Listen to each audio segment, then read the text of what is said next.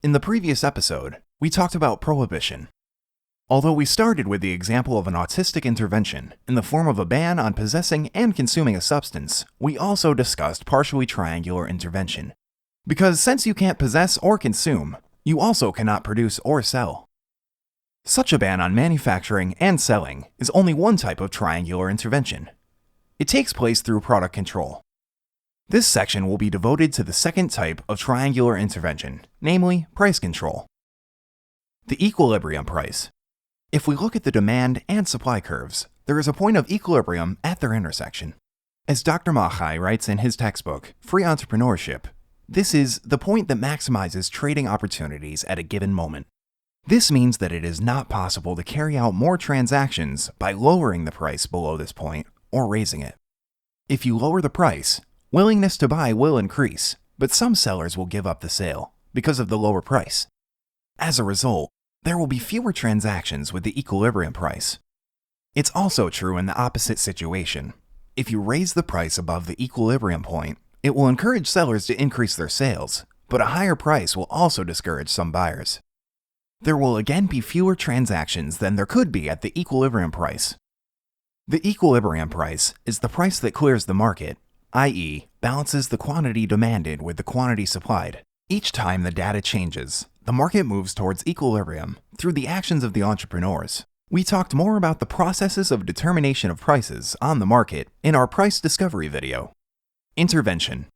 Price control is either setting a minimum price, i.e., below which no one can sell, or a maximum price, i.e., above which no one can sell. The price can also be fixed, i.e., you can only sell at that specific price.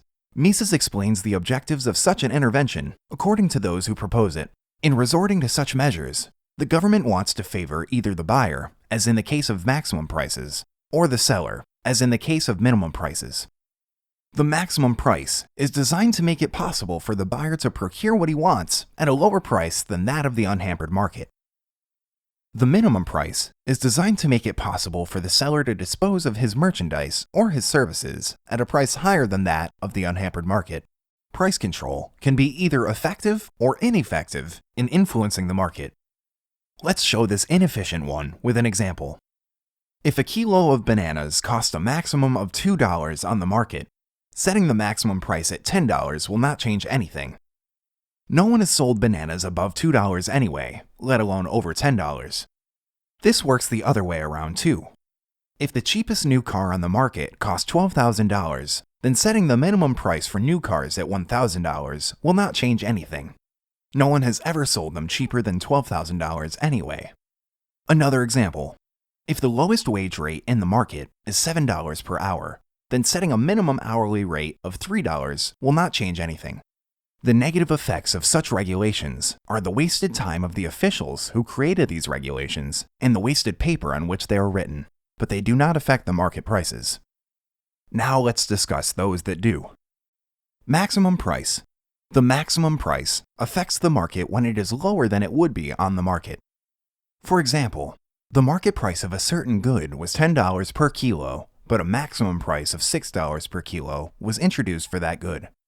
From now on, it is not allowed to be sold for more than $6 per kilo. More people are willing to buy at the new price, but are less willing to sell at that price. There is a shortage. It should be noted that even with a perfectly inelastic supply, if production is maintained at the same level, a shortage will occur. The more elastic the supply, the greater the shortage. The most visible and perhaps the most burdensome sign of a shortage is queuing. Many people who would be willing to pay the $6 price will not receive the goods. Moreover, many people who would be willing to pay more, for example $10, will not receive it either. The pricing system makes sure that the goods go to the people who value it the most and is disposed of by those who value it the least. This isn't working during price controls. The good no longer goes to the people who value it the most, so other methods of selection are needed. One of them is the above-mentioned queues, and the good is bought according to the first-come, first-served principle. The first in line will get the product, and those at the end will either have to accept the lack of the desired good or buy it at a higher price illegally, in which case the seller may demand more than $10 because of the risk he or she is taking.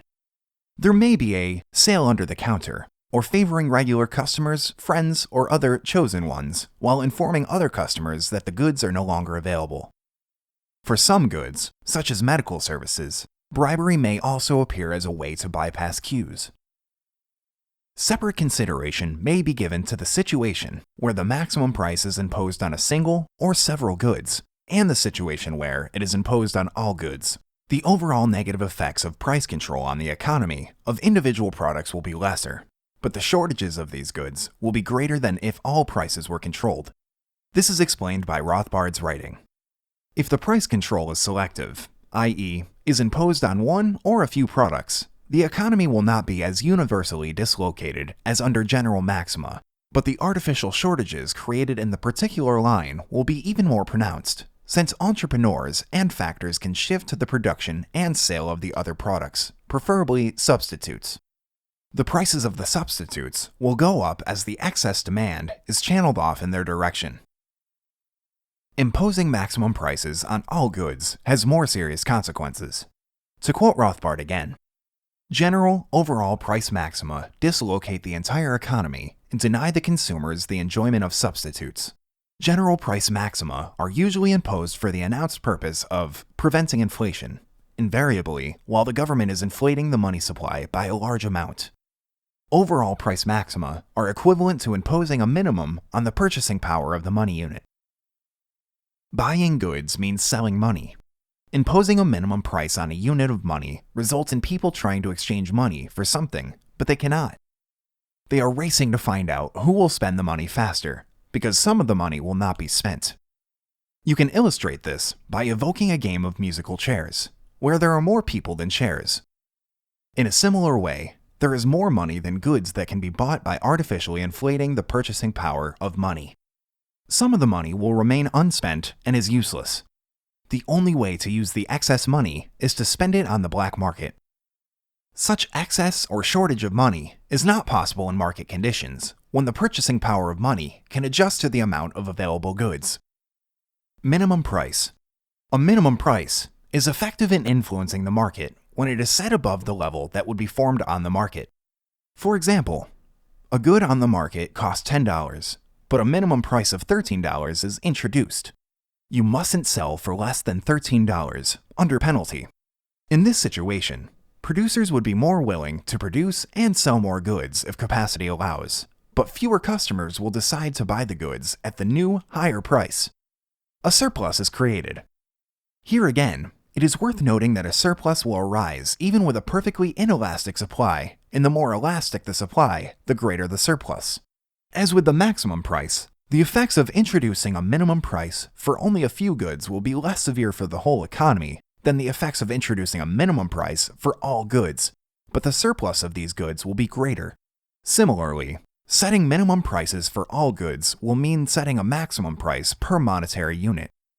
This will result in a shortage of money in relation to the goods available, and will manifest itself in widespread surpluses, that is, unsold stocks of all kinds of goods. Some remarks. It is worth remembering that price control works the same for all prices: wages, exchange rates, interest rates.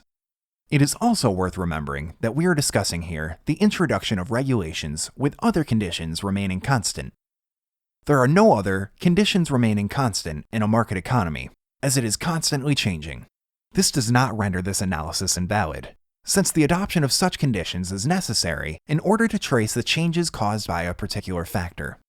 This is most easily discussed in the popular example of the minimum wage. In the case of the introduction of a minimum wage, we say that, under other conditions unchanged, it will lead to an increase in unemployment, if it is effective, i.e., it will be set above the lowest wage in the market. However, if we want to analyze a specific case of introducing a minimum wage in a given place and time, we have to consider many additional factors. Firstly, how much does this distort the market?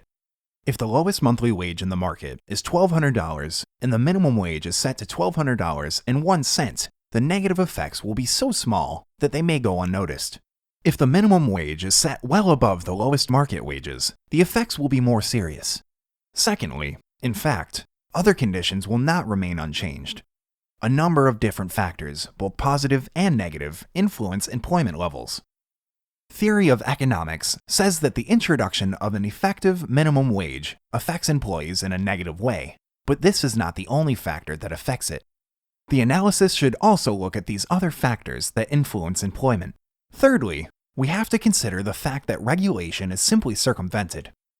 Entrepreneurs can resort to different ways to avoid raising wages above market levels. Examples are the contractual fees for the use of tools at work or the application of contractual penalties to the employee.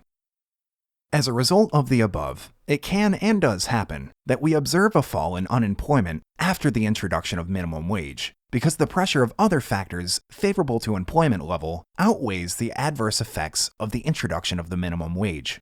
It also happens that unemployment has fallen at a rate of e.g. 2% per year, and after the introduction of minimum wage, it continues to fall, but at a rate of 1% per year. In short, it falls more slowly than it did. Therefore, it can be said without making a mistake that in the real economy, where the conditions are constantly changing, the introduction of an effective minimum wage results in the level of employment being lower than it would have been if it had not been introduced, because it is a factor that adversely affects the level of employment. Summary of effects. It may seem that the maximum price is intended to benefit consumers and the minimum price is intended to benefit producers. However, this is not true for everyone. With a maximum price, some consumers, those first in line, or those privileged in some way, will gain by buying more cheaply. The rest, however, will be deprived of the opportunity to buy a good, or will pay more for it on the black market.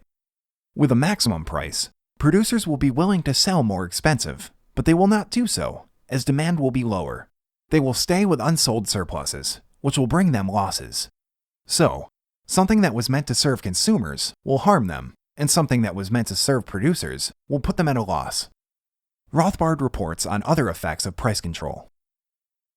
Furthermore, price controls distort production and the allocation of resources and factors in the economy, thereby injuring again the bulk of consumers. And we must not overlook the army of bureaucrats who must be financed by the binary intervention of taxation, and who must administer and enforce the myriad of regulations. This army withdraws a mass of workers from productive labor and saddles them onto the backs of the remaining producers, thereby benefiting the bureaucrats but injuring the rest of the people. We said in the previous film that we will discuss the interventions considering their effectiveness in achieving the goal set by their originators. Mises describes the effects of price control as follows. Economics does not say that isolated government interference with the prices of only one commodity or a few commodities is unfair, bad, or unfeasible. It says that such interference produces results contrary to its purpose, that it makes conditions worse, not better, from the point of view of the government and those backing its interference. Before the government interfered, the goods concerned were, in the eyes of the government, too dear. As a result of the maximum price, their supply dwindles or disappears altogether. The government interfered because it considered these commodities especially vital, necessary, indispensable. But its action curtailed the supply available. It is therefore, from the point of view of the government, absurd and nonsensical. In one of the following episodes, we will present, on the basis of example of price control, how one intervention leads to another, and what consistently following the path of successive interventions leads to. Please visit EconClips.com, where you can find more films. I encourage you to subscribe to our channel on YouTube and like our website on Facebook. Links can be found in the film description box.